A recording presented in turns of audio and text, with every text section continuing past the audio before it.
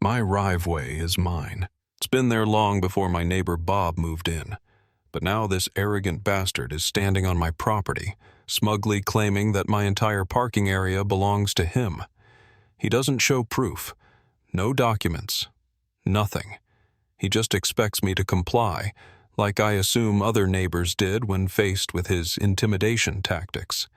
To make his point, he puts up private property signs, calls a tow truck to remove my car, and even gets the HOA involved. But here's what he doesn't know. I don't back down from threats. I hired a professional land surveyor and soon had undeniable proof that completely shattered his lies. The court case? Took 10 minutes. When the judge ruled against him, Bob turned pale. And when the demolition crew came to tear down his illegal fence, it was the best show of the year.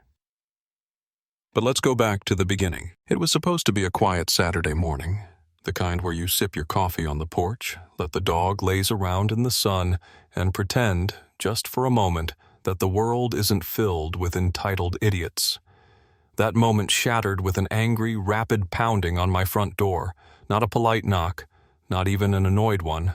No, this was the kind of pounding that said, "Open up before I kick this damn door down." I already knew who it was. I sighed, set my coffee down, and braced myself before swinging the door open. And there he was, Bob Henderson, the worst neighbor on the planet.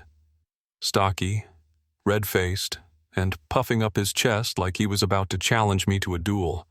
The neighborhood's biggest pain in the ass. He had moved in just over a year ago and had spent every waking moment since making everyone's lives miserable. He parked his truck like he was the king of the block, blasted his music at ungodly hours, and filed complaints with the HOA like it was his full-time job. And now, he had set his sights on me. "We need to talk," he snapped, arms crossed. I took a slow sip of my coffee. "Do we?" Bob's scowl deepened. He jabbed a finger toward my driveway. "That's mine," he announced. I blinked.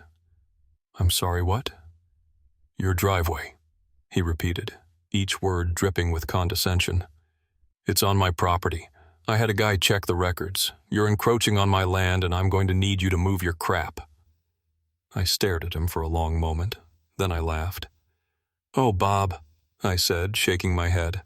"That's cute. My driveway has been here for 30 years.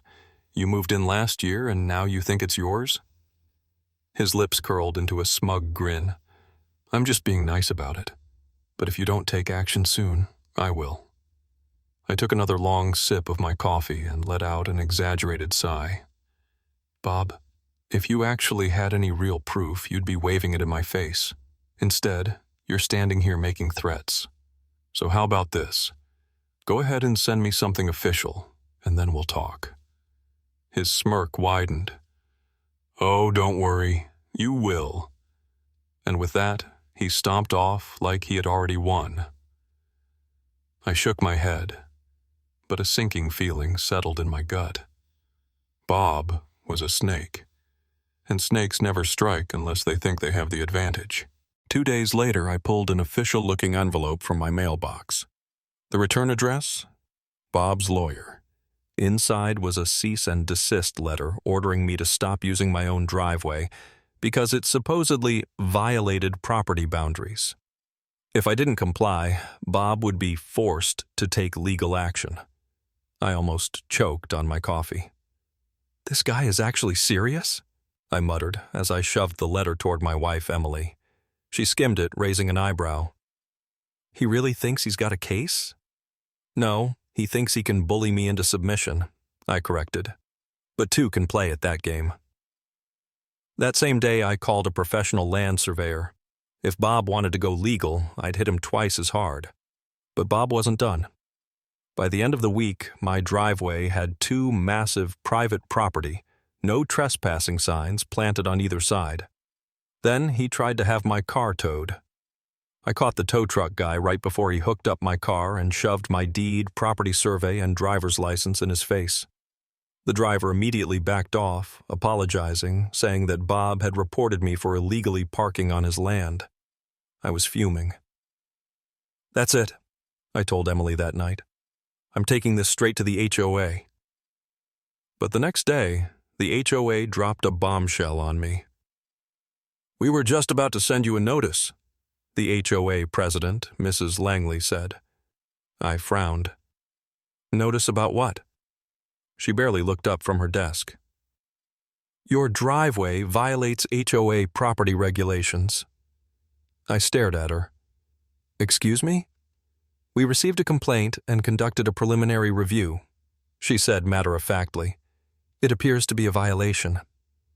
I clenched my fists. Bob had manipulated the HOA into siding with him. What he didn't know was that I was about to shut him down permanently. That weekend, the land surveyor arrived. For 3 hours, he took precise measurements, checked property markers, and pored over decades-old official records. Bob hovered the entire time, smirking like a wolf who thought he had already won the fight.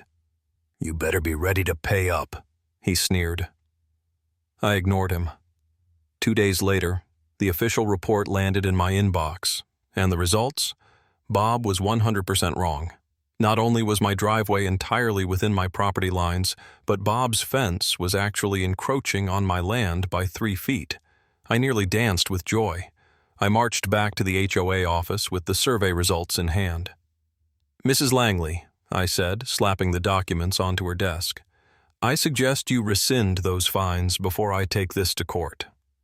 Her face paled as she flipped through the paperwork. This changes things." "Damn right it does," I said. Bob, of course, refused to accept reality. "That survey is wrong," he yelled. "Then let's take it to court," I shot back. And just like that, Bob's smirk vanished. Bob actually followed through on his threat. He took me to court. The case lasted 10 minutes. The judge barely glanced at the survey results before shutting Bob down completely. His claims were dismissed immediately. But the best part? Bob was ordered to pay all my legal fees. The HOA was forced to rescind my fines, issue an apology, and rewrite their complaint process to prevent future scams. And the cherry on top? Bob was ordered to remove his fence from my property, at his own expense. Watching a demolition crew tear down his illegal fence while Bob stood there, red-faced and seething, was the most satisfying moment of my life. Neighbors watched. Someone even filmed it. Bob tried to rant and rave, but he had 0 credibility left. And me? I walked right past him, onto my perfectly legal driveway, stepped inside my house, and didn't look back.